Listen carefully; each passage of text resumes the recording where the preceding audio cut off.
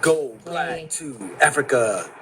Check this video out because this is the very thing that I have been saying when it comes to how damn Erica, put the D in front of America, capitalize the E, damn Erica. Yeah, how it wants you to be its friend if you want to hate your own.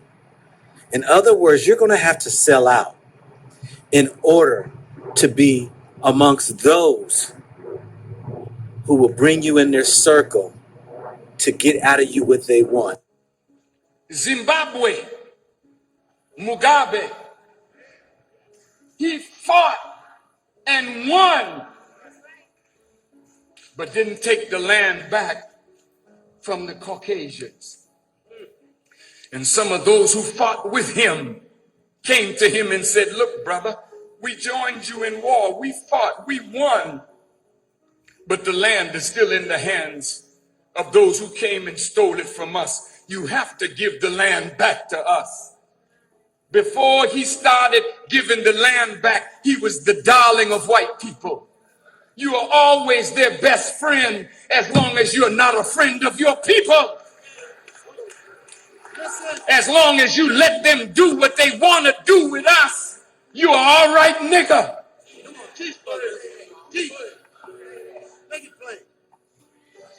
But when Robert Mugabe said, we got to take the land back from the white farmers who had, thousands and thousands of acres of land and black people had none. Then all of a sudden America and England turned down on Mugabe. Thabo Mbeki in South Africa now is reasoning with taking land and giving it back. I was in South Africa. When I got off the plane, there was a man in chains. He didn't say a word. He just was in chains. When I got to the hotel, there he was, wrapped in chains. What was he telling me? I don't care what they say, Farrakhan. We're still in chains. I met with President Mandela, a beautiful man. And then I had dinner with Winnie Mandela.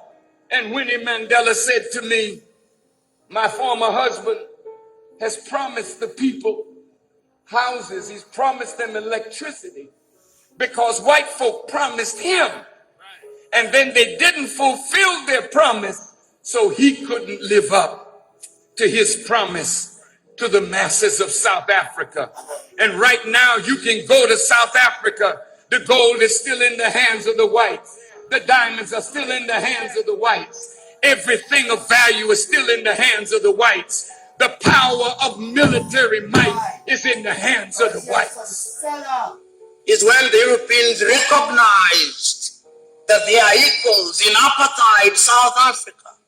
Otherwise, in 1948, the Europeans in that country, the Boers and the British took the view that Africans were children of a lesser God, that we were only fit to be hewers of wood and drawers of wood. That is how they held until 1994. But as I speak today now, 80% of the land in South Africa is still in the hands of the whites.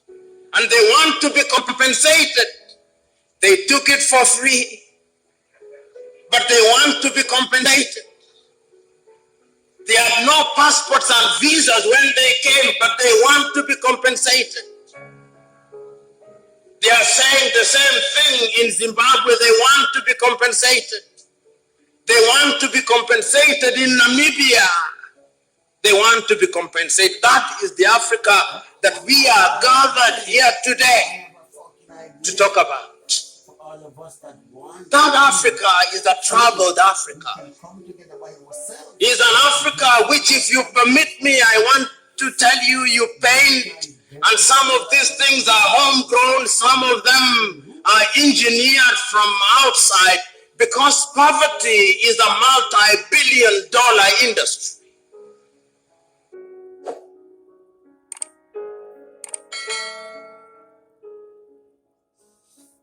Now, Farrakhan has sat here and been sharing some of this stuff for many of years. But listen to this video because it was a word to the Africans in how that these European countries come in and take what is yours and is willing to go ahead and hear you out if you join them.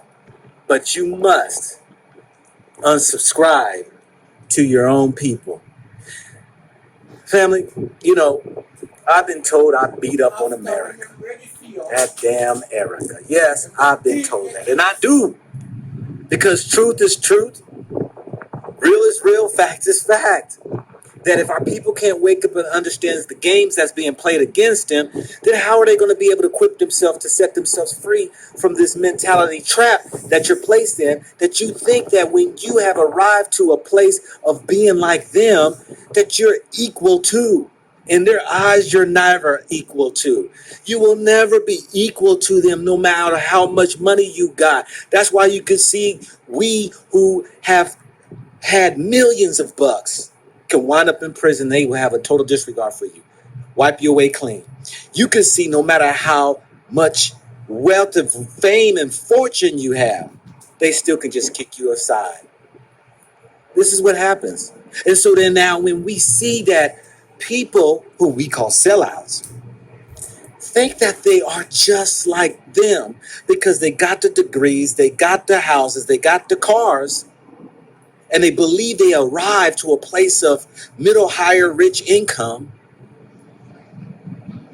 they don't realize when they join forces with them, they're actually hating on their own.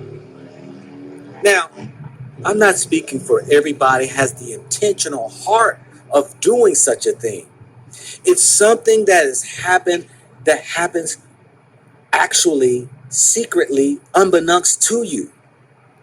You will have to forego your own in order to get in positions. How does that happen? That means you have to zip your lip to some political conversations. You're going to have to refrain from sharing how you really feel. You're going to have to put the smile on and laugh at jokes that you know aren't funny. You're going to have to attend functions and yes, sir, and yes, ma'am, to things that you do not agree with.